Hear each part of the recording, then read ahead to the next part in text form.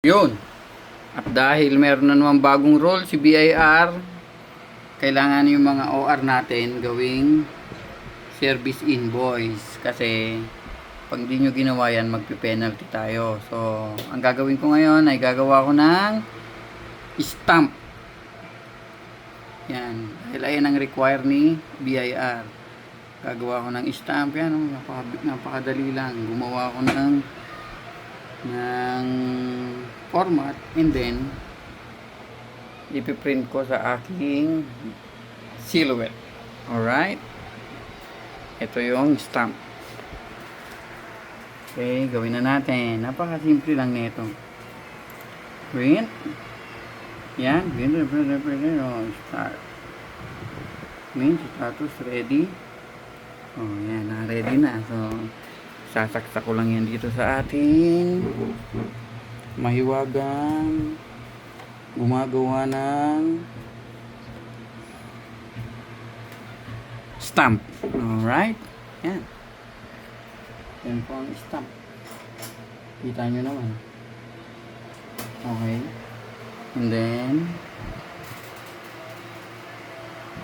binabasa nyo naman. Binabasa niya na yung design mo. Kumbaga, siniset up niya na ng automatic. Ganon, kasimple lang. Alright.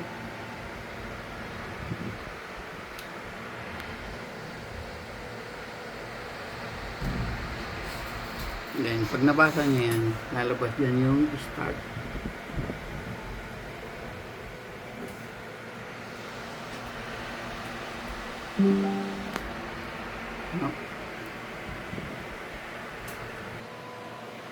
Pinapa-insert niya na ang ating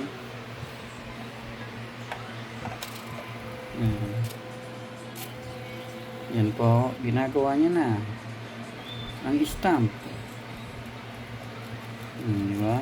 Napakabilis kasi itong si BIR ang dami na naman pahulo.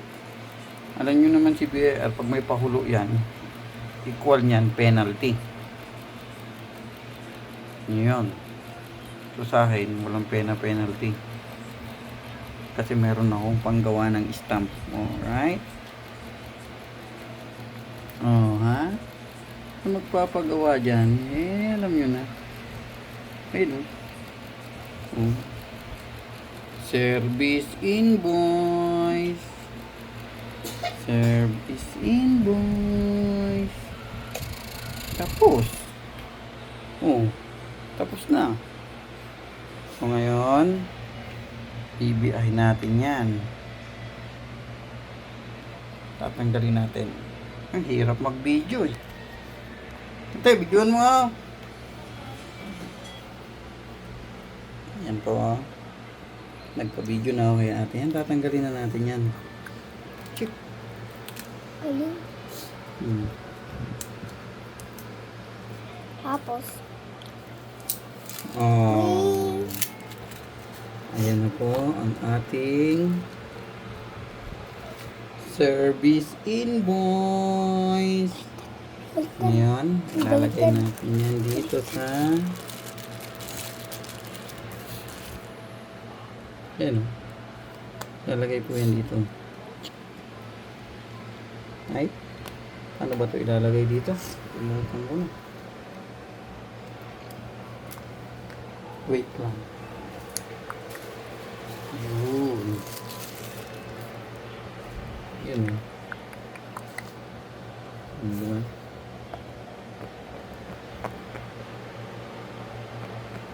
Ito yun.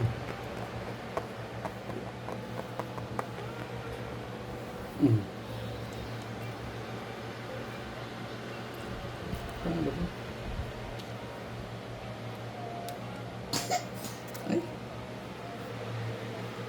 Oh.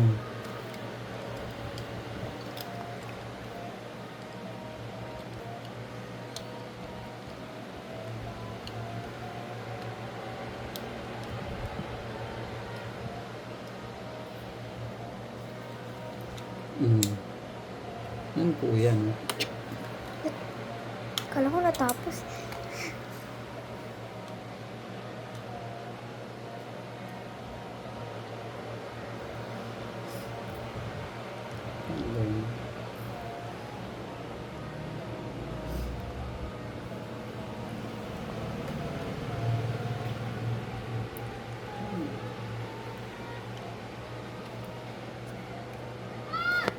Yan.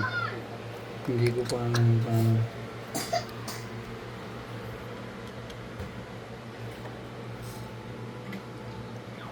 Wait lang.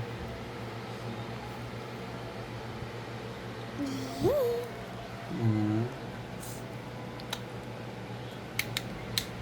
Size. Oh, di ba? Ma-ink na yun. Kaso, ma-ink. Wow. Ayun, ma-ink. Nalagay na natin. Hindi ko na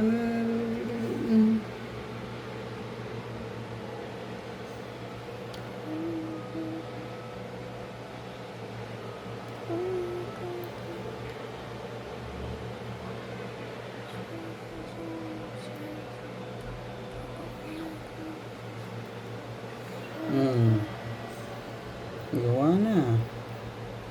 Service invoice. So ngayon, Sino yung pakainin natin yan ng ink? ink. Yama. Yama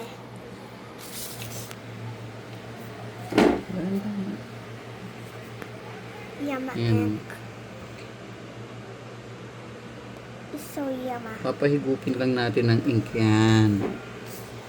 Yan.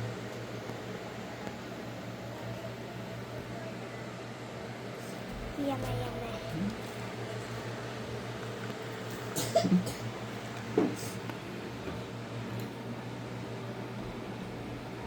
Go, Ay. kaya mo yun, hala. Sumobra.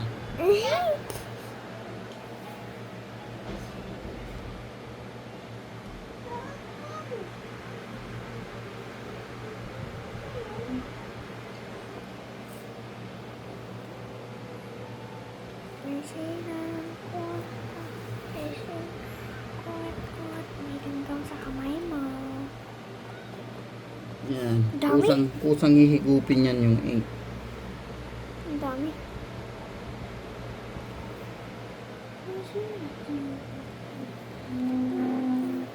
Ay, ito ko rin takad.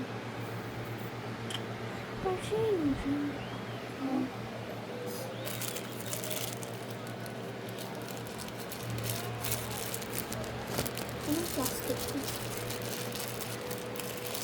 Yan. Pag nahigop niya na yung ink, pwede mo na itatak yan.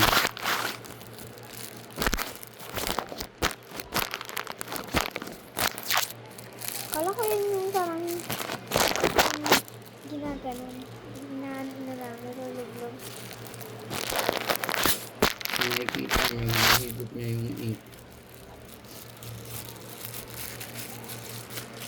Yan, hintayin lang natin mahigop yung ink. Tapos na. Ganun lang kasimple. Kasi yung mga BIR na yan, gumawa na ng pagkakaperahan. Pag ang BIR gumawa ng pagkakaperahan, alam mo na ang kasunod dyan. Penalty. Pag nag-penalty ka dyan, sigurado iyari ang business mo.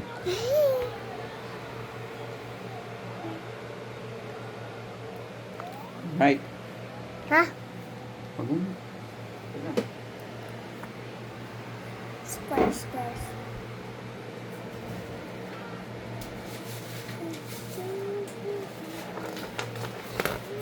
Ay, gulo-gulo.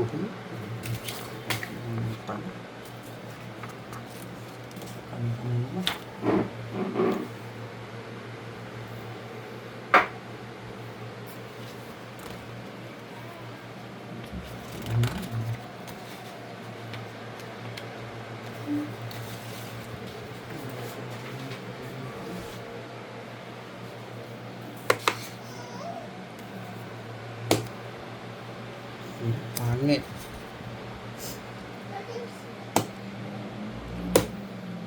Wala. Gaganda rin yan.